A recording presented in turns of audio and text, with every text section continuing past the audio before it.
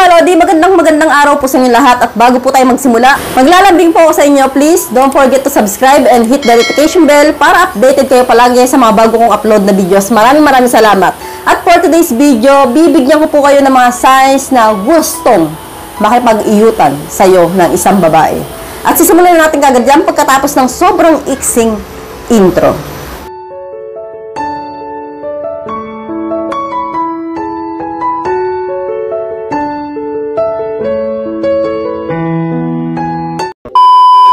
So, ang unang signs nga po na gusto makipagtalik sa'yo ni Inday ay ang nagpapahalik sa'yo ng matagal. So, kunwari, jowa mo siya o kahit hindi mo pa siya jowa, basta napapahalik, no? Kapag ka, kunwari, naligan mo dito and then, hindi yung halikan niyo lumalim, no? Yung talaga nakikipaglaplapan sa'yo, lumalaban, no? Signs po yun na gustong maipag-iutan niya sa'yo, no? Kasi po, kapag po ang isang babae, ayaw ka, hindi ka type, hindi po yung papahalik sa'yo. So, may mga babae, Lods, na kahit hindi mo jowa nagpapahalik. So, ibig sabihin yun, type ka niyan, no? At gusto ka niya matikman. Kasi, Lods, may mga babae na hindi ka kayang diretsahin na gusto kita. So, ang mangyayari, ikaw na lang mismong lalaki ang magpaparamdam na parang gusto ako ng babae na to, halikan ko nga, hawakan ko nga. So, kapag hinalikan mo at lumaban, nakipaghalikan sa'yo, o hindi pumalag, napakagandang signs yan. Ibig sabihin niya, gusto niya may pagtalik sa'yo. At proceed na nga po tayo sa senyales number 2. Okay lang na mahawakan mo o masagi mo ang kanyang masiselang bahagi ng katawan. So, ibig sabihin, hindi nagagalit. Hindi ka sinasaway at hindi ka sinisita, no? No, kunwari, ikaw po ay mayroong barkada o mayroong tropa na nasasagi mo yung balikat, nahawakan mo yung bewang, and then, may nangyari pa, nasagi mo yung dede, no? Yung dibdib, no? At nung nakainuman mo, nahawakan mo pa yung pechay, yung talaga nahipo mo, no? At hindi pa pumalag, hindi nagalit.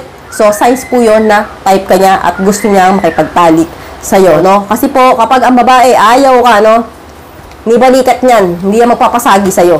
Hindi kamay niyan, hindi yan magpapahawak sa'yo. At hindi rin yan magpapaakbay sa'yo. Pero kapag po ang babae ay ganito, no? Okay lang na masagi mo yung mga, dibdib niya, nadidikit sa katawan mo.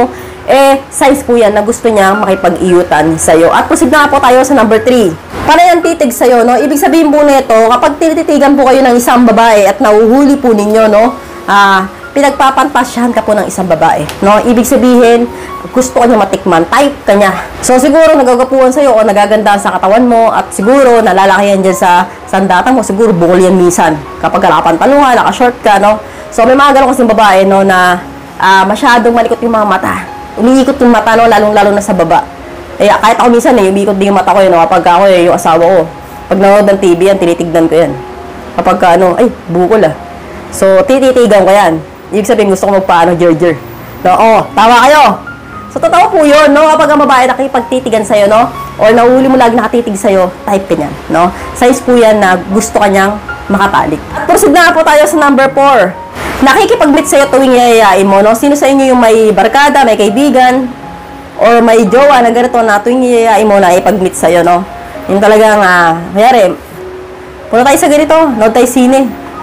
Pasyal tayo sa ganito, sumasama, no? Yung talagang may time siya para sa'yo, no? Type ka po ng isang babae kapag kaganyan, no? At hindi na po basta type, no? Ibig sabihin, gusto ko rin makuha. Kasi po, hindi siya isasama ang isang babae kung hindi ka niya gusto. Kung napapangita siya sa'yo, ibig sabihin, nagagapuan siya, no? Type ka niya.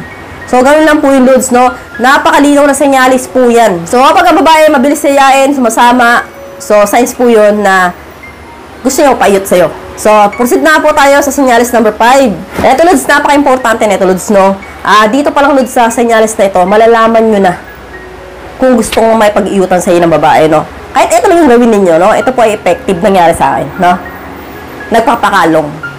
So, ibig sabihin ko po dito, Lods, kunwari, Lods, no, na ipag-meet ka sa isang babae, or kausap mo ang isang babae, subukan mong kalungin.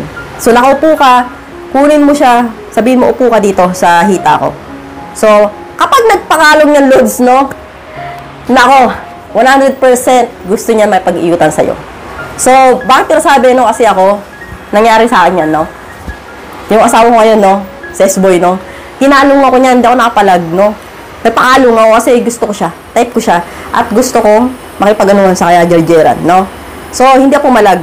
At bakit gusto ng babaeng nagpapakalong kapag ka-type nila ang isang lalaki? Kasi nga, mas napipil namin yung sandata ninyo, no? Kapag kumalong kami sa inyo, nararamdaman namin yung tigas niyan. So, doon pa lang mararamdaman namin kung malaki yan o hindi. Si Manoy. So, kung ako sa inyo, subukan nyo, Lods, yung type nyo babae ngayon, kapag nagpakalong yan, matik yan, no? At napagandang senyaris na ngayon para, alam nyo na, may pagjerjera ka sa kanya. So, hanggang dito na lang po tayo. Maraming salamat. See you again sa my next video. God bless. Bye-bye!